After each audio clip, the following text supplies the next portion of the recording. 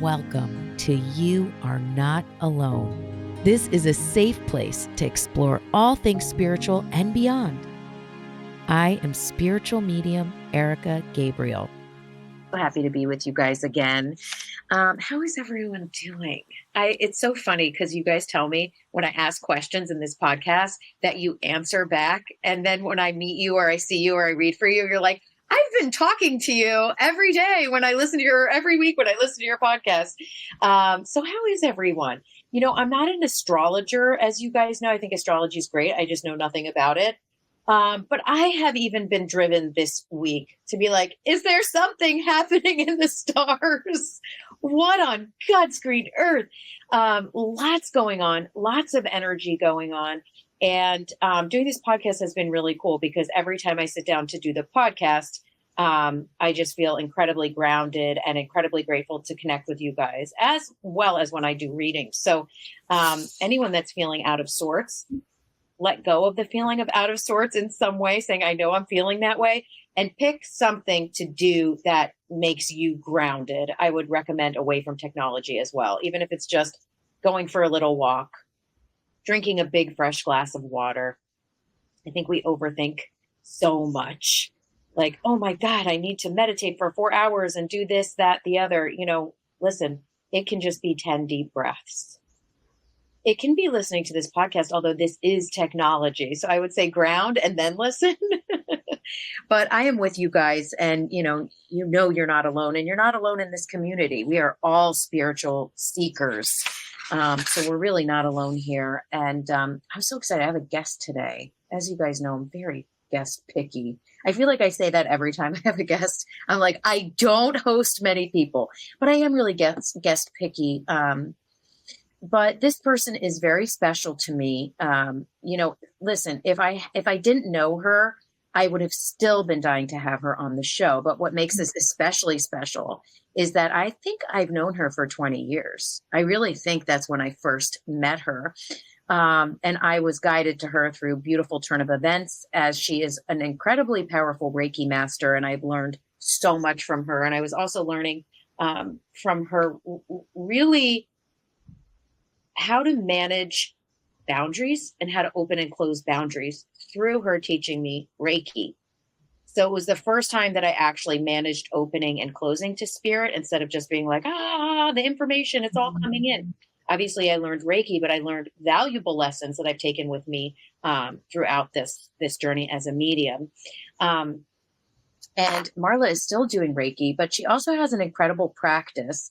And really, I call her practice, love your body, love yourself. I don't, maybe she would call her practice something else, but that really is honing in on it. Love your body, love yourself. That's her website, by the way. And her intention of this practice is peace with food and body confidence is an inside job. She offers one-on-one coaching as well as Reiki, of course. Oh my gosh, get a session from her. Good Lord. She does couple intimacy coaching. She has a course. And now why we chose really timing right for her to be here is because she wrote a book. So impressive. And it's called Be-Friend, right? So like be a friend, but befriend yourself. Finding freedom with food and peace with your body. I have read almost all of the book. I'm an extremely slow reader. So I still have more of the book to do, which I'm actually really excited about. Like, when you're done a book and you're like, why is it over? I want more. Mm-hmm. So I'm almost complete. I've already learned so much. I absolutely love the book. I am applauding you, my friend.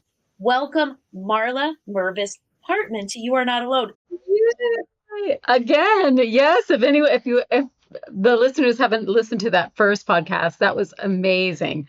We talked about Reiki, we talked about Jesus, we talked about sex, we talked about a lot of different things. So definitely go back and listen to that episode. That was a deep dive. That was a deep dive. We went into a lot in 45 minutes. And we didn't even that's the thing. You don't always know where it's going to run to. And it was hello, we went deep and it was awesome. Listen to that one as well. But this one is really about this book, you guys. Again, like I've already learned a lot, or I would say I've already kind of activated some different thoughts in my mind. Sometimes you read something, you need a minute to process as it's opening pathways in your mind and aligning with your soul. So tell me why you got inspired to write this book in the way you did. You'll see, guys, it's like befriend, be brave. It's like every chapter is be, and then it has a word next to it, and then she explains. And it's really almost like a step-by-step guide and unfoldment of befriending yourself and freeing yourself, right? Yeah. So what I realized in my journey of healing my relationship with my body and in food, which really was I came in longing for God. I came in as being brought up in a church, right? But I had like this fever for learning about God and spirituality. And then when I went into the deep dive of like the dark night of the soul around my body and food, all my spiritual work became the reason the reason I did that was to heal my relationship with my body and food. And that's when I found Reiki, right? So when I was writing this book and I'm writing my story and I'm putting it all down and I'm realizing like, well, what do I teach? How do I help people? The theme through all of this was like, oh, I've learned to be my own best friend.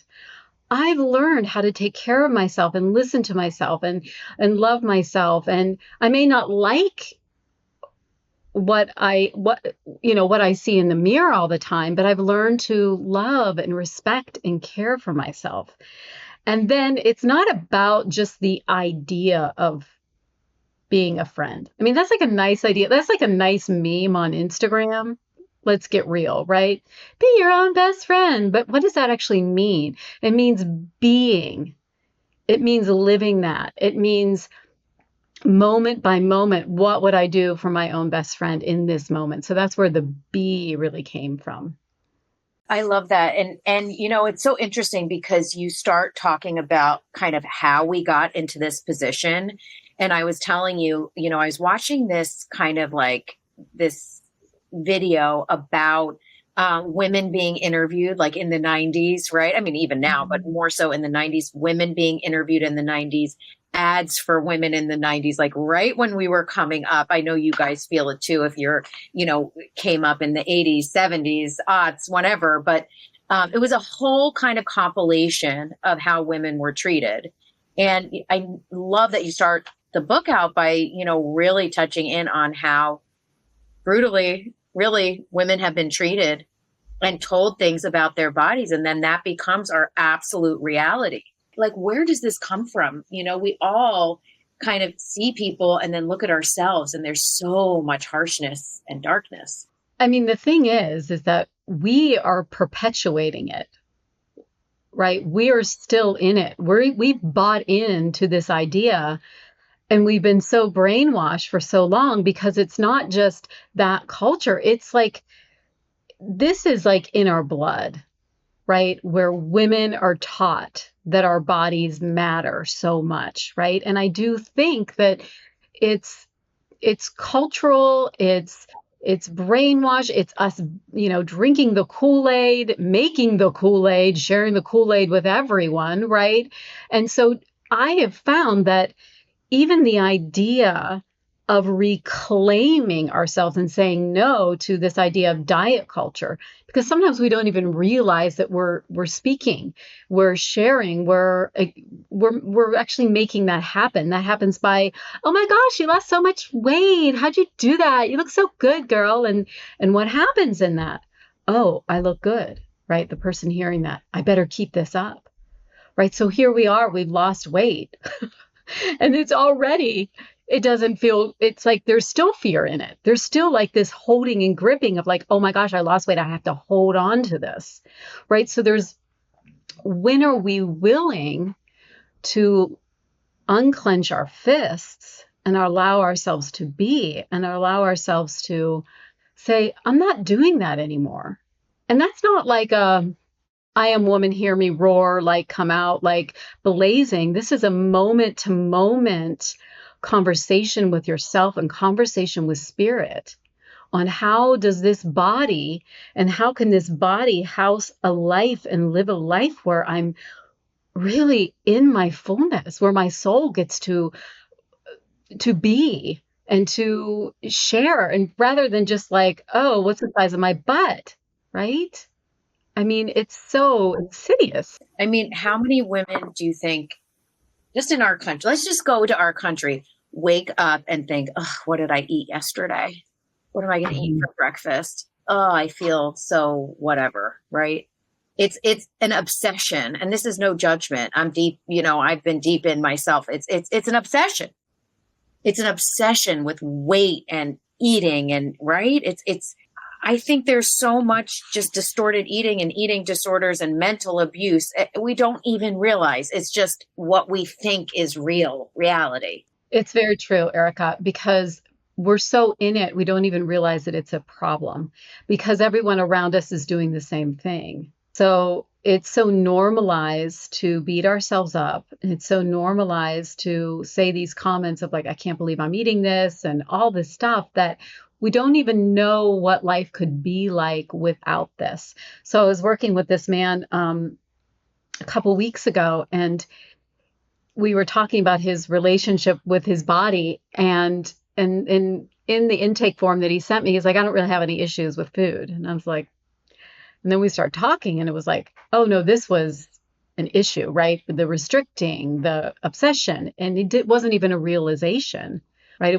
He wasn't even aware of it. And then the comment was, wow, I didn't realize this was such an issue and how much this is going to impact my life, to heal this part of me, to allow myself to be seen, to allow myself to eat and grow and be. And it's so saddening to me when I feel someone and sense them, and I can feel how they're wanting and desiring, but the fear, and this is the thing, the fear of being fat, right? And that word is, it's a trigger word for a lot of people, right? And there's what I love about the whole idea of fat freedom and all of that, although people have a whole thing around it, but it's taking that word and normalizing it as if it's like, oh, it's your height, right? Oh, I'm tall, I'm short, I'm fat, I'm thin, right? But this idea, and for when we grew up too, especially, like being fat was like the end of your existence, your identity. Yes. So scary. I mean, I had a friend that got pulled out of a school because her family was so embarrassed that she got fat. They pulled her out of the school and sent her to fat camp, and then made her switch schools. Oh, so that people didn't know her as, quote, fat. Oh, I know. Talk about trauma. Talk about, this poor girl, right? There's a couple things that came up that I want to ask. Like, there's also this idea of energy. So like, even if you're eating like something, quote, healthy, but you're like, oh God, I shouldn't be eating this. The energy of that thing, whether it's a salad or a whatever piece of something, I don't want to say anything bad, a salad or a cookie, right? And absolutely. If you're putting it in your mouth thinking, oh, I suck, oh God, I'm so fat, I shouldn't be eating this. Does it matter if it's the salad or the cookie? It's the energy. What are we putting in our bodies? Yes. And this is so good because I feel like for a lot of people, they don't really get this, but I think for the listeners here, they're going to have a better understanding and desire to grasp this. How we bring ourselves to our food, the state that we're in, right? If we're in guilt, if we're in stress around it, we're tightening. We're literally telling our body, danger, danger, danger. This food is bad. This food is bad. Oh, it's good. It's bad. I don't know. I think it's good. I'm going to let myself enjoy it. Blah, blah, blah. Shove it in our mouths, right? All the things, right? And the body's like, what the hell do I do with this? Then we wonder why our digestion is all off. And then we wonder why we're gaining weight when we're eating these things. It's like you're gaining weight when you're eating these things because you're telling your body that it doesn't even know what to do with it. So one of my early mentors, when, because I've done a lot of work on this, on the practical realm of like, okay, how do I actually approach food, right? Because some people need that attention, and I help people like that. But I remember early on when I was really needing the help around the actual food, was someone said, if you need it, if you have to have it, right, it's probably not the time to have it. Or if there's guilt around it and you're just like, it's really like, if you can come to it and be like, I am so excited to eat that ice cream. I am so excited. I've been like making homemade ice cream, and I've just been so excited about learning different recipes and all that. It's really fun. And so, but if I'm like making the ice cream and like hoarding it, like it has a completely different energy. Yeah, chaos around it. Or like, you know what? Yeah. Fuck it. I'm just going to eat this. I'm just going to eat this. Fuck it. I'll worry about it another time. And you're just eating it thoughtlessly. So there's a lot, I hear you say that there's a lot about intention, which is really cool. And you also write in the book, food is neutral. Food is neutral. It's how we're engaging with it, right? Yeah. And, you know, I'll say that like this conversation that we're having isn't just a, oh, okay, great idea. I'll just go and do that, Marla. It's about coming to the food and realizing, wow, there's stress here. There's fear here. And what do I do with that? Right. So it's not like where we can just, well, and this is where we need some support around that. It's like, okay, I come to my food. I'm realizing my nervous system, I'm feeling scared. Right. So, and that's when we go into the fuck it's, because we just want the thing. Right. But to really slow down and be like, oh, this is where the compassion comes in. Oh, here I am wanting to eat this food. And even this food, which is neutral, is bringing out this fear and upset. Oh, I love myself so much right now. Let me see what I can do. And what did Erica say early on? Let's just take some breaths. Let's take a moment. Let's use some, sometimes common sense. Sometimes God, come in, hold space for me, allow me to enjoy this food. Allow me to digest this food, process this food, right? It's the trusting of our body. Our body does really know what to do, right? But it's our mental, it's our emotional body that gets in the way. Did you see that? I saw like an ad, or like, you know how Netflix will show you like a preview and you have to click on it to watch it, but it'll like show you preview. I saw this preview of this documentary. It was this woman that it ended up being like a cult, obviously. And it was like this church, but it was basically called like Pray the Fat Away. And it was like this whole cult, religious, quote, Christian cult about women praying fat away and not being fat. Have you seen that documentary? No, I think you need to send that to me. And the 90s you video. will eat this alive. Like it's just wild. It's wild. And it makes me sad for women who are just constantly basically abusing themselves and others not knowingly. Especially women that just had babies. They're just like, oh, look at my stomach. It's terrible. Meanwhile, your stomach just housed a human, but I thought it too. And no judgment, but it's sad. It is sad. I'm glad I have that in the book as well, right? That we miss out on this opportunity to be with our babies and to hold them and to love the softness of ourselves. We're such in our feminine when we've had a baby. We're so soft. Our bellies are soft. We are soft. Our breasts are soft. They're sore. They're like, we're in that space. And then we have to come in and like, be like, this is not okay. And then we end up restricting our food and we crave certain foods at this time for a reason.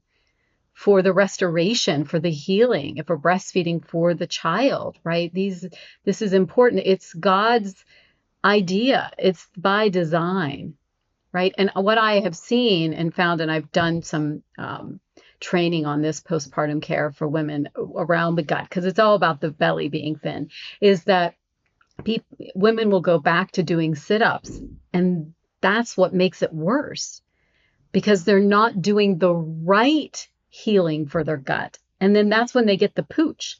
So they think that they're helping themselves by doing these crunches and and it's not going to do the work.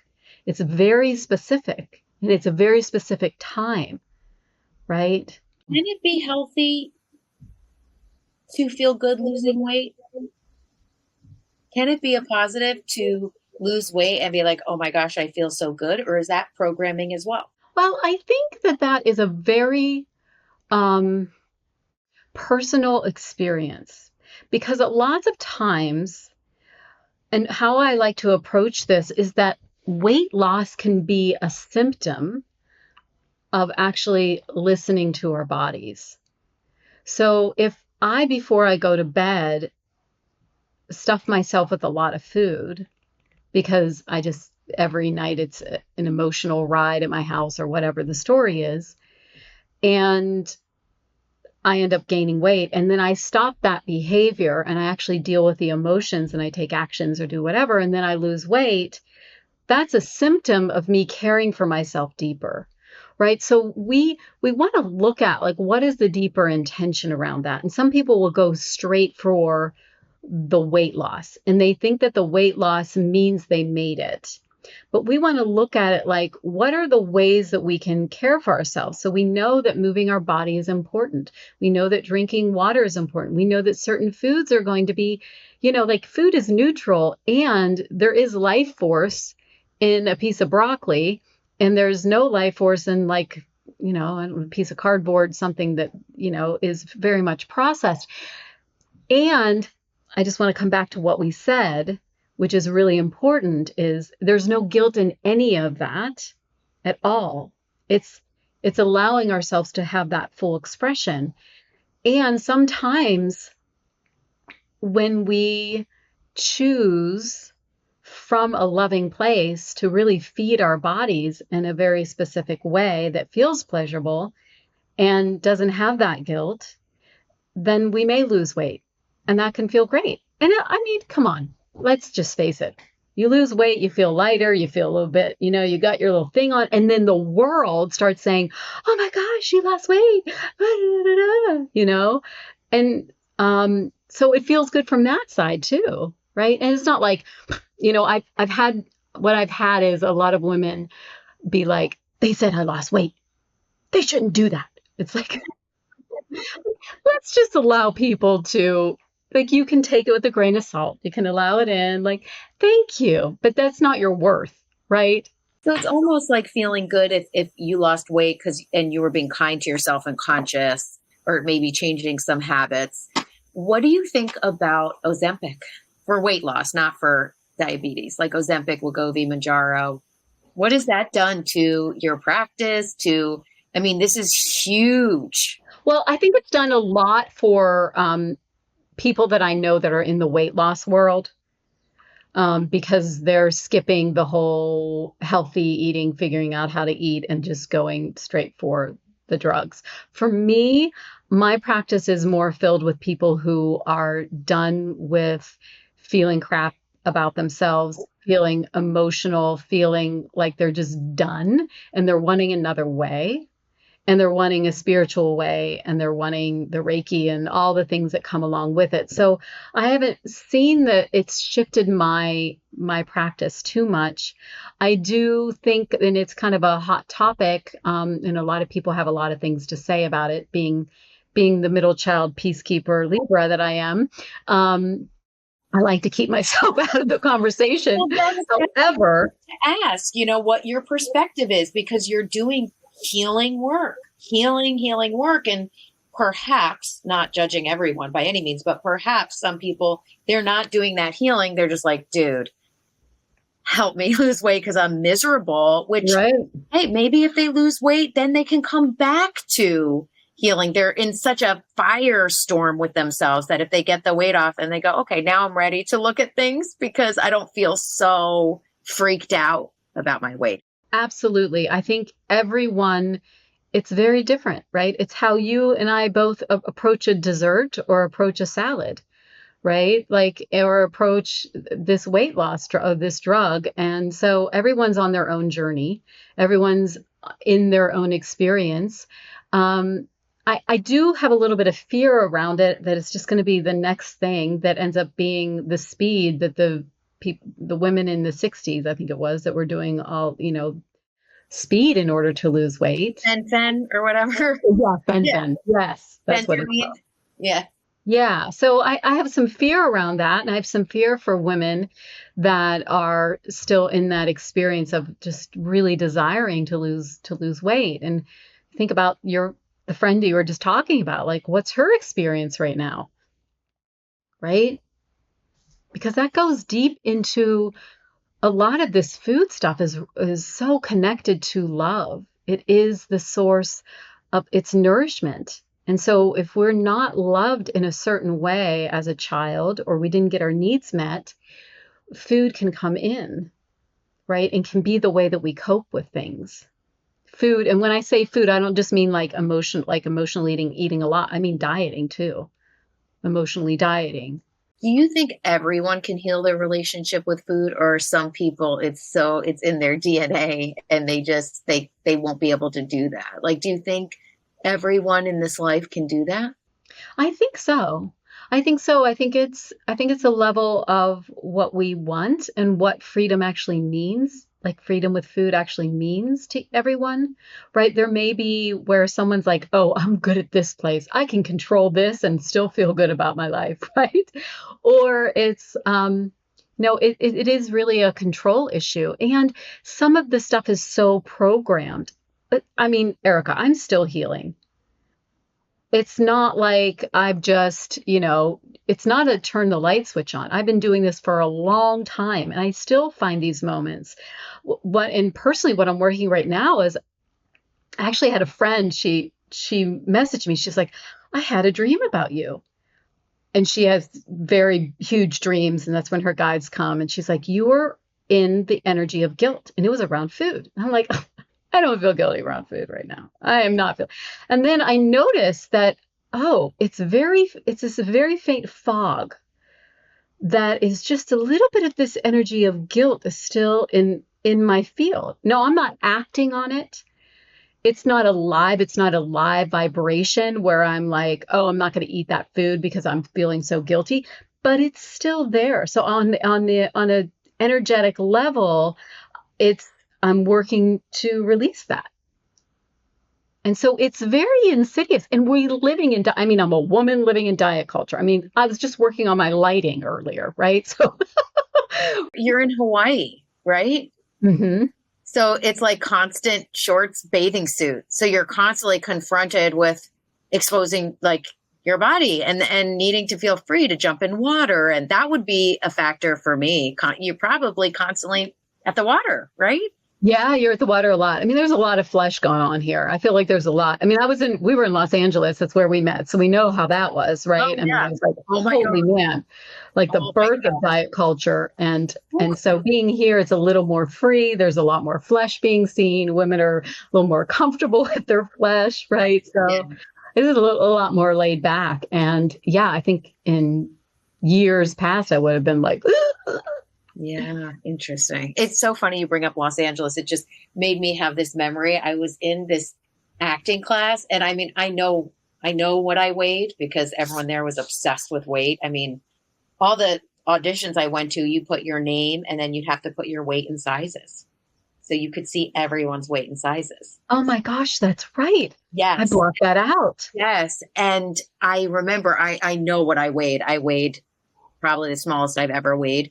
And I was in an acting class and I still know his name. And I know pretty big people that he's an agent. He's an agent now. Anyway, he pulled me into his office and he was like, okay, you are one of the best actors that I have right now. But what are we going to do about your weight problem?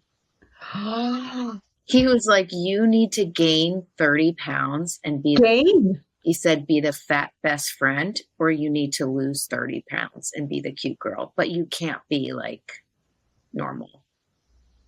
And I was like, okay. What did you do with that? What did that do to you?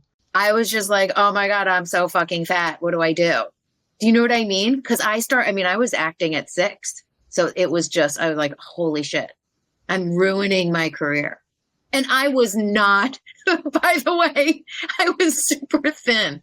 You weren't normal. But isn't that funny that you went to I'm fat rather than him telling you to gain 30 pounds so that like you heard I'm fat. You could have heard I'm so thin. I need to gain a whole bunch of weight to be the fat girl. He said, lose 30 pounds or gain 30 pounds. You either need to be like the cute thin girl or you need to be the fat, funny friend. Like you have to choose.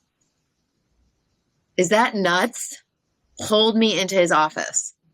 Wow. Yeah. I'm a little bit speechless right I now. know. It's wild. It's wild, but this is how women are treated. And that's why the work you're doing is you're doing light work.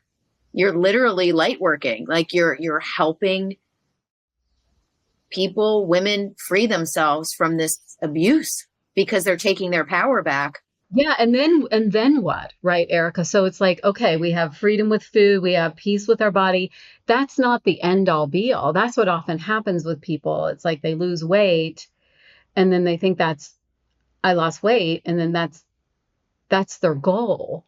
And it's like, no, we want to have freedom with our food. We want to have peace with our body so that now that we can live, now that, we can show up the way we want, like, what is the impact? And this is something I invite everyone to think about. If you had more space in your mind to not think about food and not look at your body and with disdain, what would you think about? What would you do? How would you experience life? How would you show up differently? Like, what are the things that you would actually do? And how would you be? And how would that impact your relationship with your partners sexually and your relationships in your work? Are you going to show up feeling more confident? Right? I have a feeling you're going to be talking a little bit nicer to yourself, which definitely goes a long way. Right? So the impact is can be very big, right? Life-changing. I know it has been for me. I mean, I can't even believe that I'm sharing this and that I'm actually in a place that I can help people with how bad it was. This is what's so cool. And, not in a negative way, but I work with so many people every day and have for so many years. And so many people have this beautiful calling to serve and to help others. Right. And so they want to bypass doing it to themselves first and then just help others. So like, I want to help moms feel less alone, right? I want to do a practice where I help moms feel less alone. And then as the, session goes on, it's like, well, I feel really, really alone. So I want to help moms feel less alone. And it's like, that is so beautiful because you're so compassionate and you want to serve and help. But like, how do you not feel less alone? You know what I mean? Right. Because then you go through that. Like, or even my cousin is a recovering drug addict and alcoholic. And when he got sober and found his way, he is now a powerful therapist. So what you're doing is amazing because you have worked for so many years on your own healing, your own experience, and you're admittedly still working on it. But it is so powerful what you've done because now you can share that and you also understand when you're working with someone, what it feels like and what they're going through. Yeah. And the moments of that healing and the process of that healing, because what happens is that healing is not linear. It's literally cyclical. So what happens with a lot of people when it comes to their relationship, say they've been binge eating for a while, right? And then all of a sudden they're not binge eating and they haven't been binge eating for a really long time. And then all of a sudden they binge eat. And now it's all over. They are just shaming themselves. They're putting themselves down, right? And it's like, no, that's part of the process here where and this is what I've noticed with myself. It's like healing for me meant a day, and then it meant a month, and then it was 3 months, and then it was 6 months, and then it was a year, right? And so it's like having more and more time feeling good, right? And the time when you're not, it's allowing that gap to be smaller and smaller. So, for example, I wake up and all of a sudden I'm saying really mean things to myself, right? I catch that right away. I am on that like flies on poop, right? Because I know that thought is going to create havoc in my life. that thought creates more thoughts, creates this thoughts, creates more guilt. And now I'm like, my head is in a bowl of whatever and I'm eating too much. And then I'm going on the diet thing and now I'm restricting, right? And so now I can have these moments where I'm not feeling that good about myself, but I know what to do to get myself back on track. And that's what healing is. It's not about, it's the same with food, it's the same with our weight. Our weight is not something that is, it's fluctuating, especially for women, depending on our cycle, depending on where we are in our life, right? If we're, in our mother years, if we're in perimenopause, if we're in menopause, so things are changing and shifting, and so are we. And we really need to have so much compassion for ourselves, because if food is your coping mechanism, which it has been mine, when things are really, really tough, there's a chance that you may lean into that coping mechanism, and don't wrong yourself for that. Don't add more shame to the stress that you're already feeling if you've had a death in your life or grieving, right?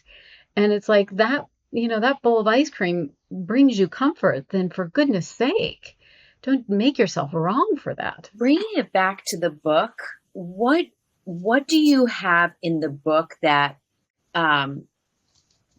that basically supports people? What you're saying is healing is so much about developing these tools. And are there things in the book that you give that people can hone in on their tools to get them closer to food freedom? Absolutely. The book I would say is my memoir / self-help. So you are going to read this book, and it's not going to be, I give you some tools where it's like, do this, but it's mainly like what I wanted from this book is for you to hear my story, and for, if there's resonance, for you to be like, how did she do that? Oh, let me try that. So it's less about me telling you and more about you feeling it in your body that this is a tool that Marla mentioned she did that worked for her, that I can feel that would really work for me. Right. So that may be around letting go of dieting in this moment. That may be letting go of self-talk. That may be noticing who the people that you're hanging out with in your life, and noticing what happens when you're with, Aunt Betty, and then how you're feeling about your body. Right. And reclaiming that.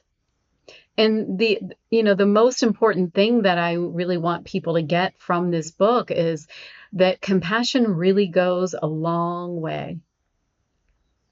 Compassion. And sometimes we have a hard time giving ourselves compassion. And that's really why we do need support. That's why I loved Reiki. I loved Reiki when I found it during this time, because Reiki was this high vibration of love that came in to these parts of me that was like, not feeling too much love for myself. Right. So it is not just a practical fix your food and control your food and now you're going to feel better. It's a spiritual practice. It's an intimate time with yourself that you get to have in order so that you get to feel better about yourself. Do you feel like if someone is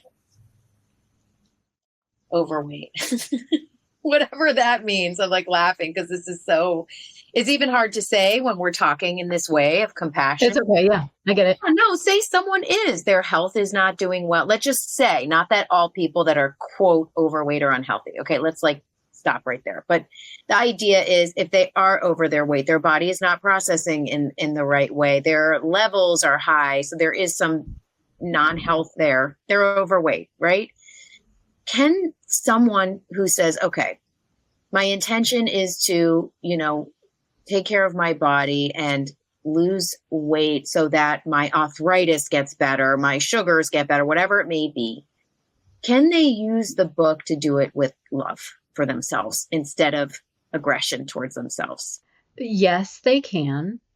And the book is not like, and this is the thing, it's not love your body, love yourself. If it's not a love your body, now you're going to lose weight, which I've seen that out there a lot. Yeah. Understood. Yeah. But it's like, I'm losing weight with this prescribed diet from my physician.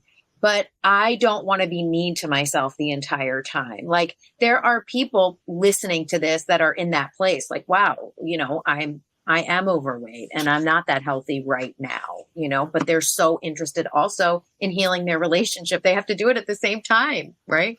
Yeah, they do. And sometimes it needs to be that and this is where we go through this to the symptom, right? Of like, maybe it's not the losing weight, maybe it's not eating. And this is what we need to change the languaging. I'm not eating these foods that create inflammation in my system that creates the arthritis. Right. And so that inflammation food may help them to lose weight and may help their arthritis as well. So it's the reason it's tricky, Erica, is because sometimes when we have, if we have a deeper issue around food that is a challenge, like an eating disorder or even just the feelings of to bring them both in together can really activate some fear. So an example is I've had many health challenges and I've had to change and I don't like to use the word diet, I have to change my food protocol drastically. And I had to get myself, like my doctor was like, we're going to go on this protocol. We're going to do this thing. We're going to do these supplements and this thing. And we're going to see about taking these foods out to see if we can heal this gut thing I had going on.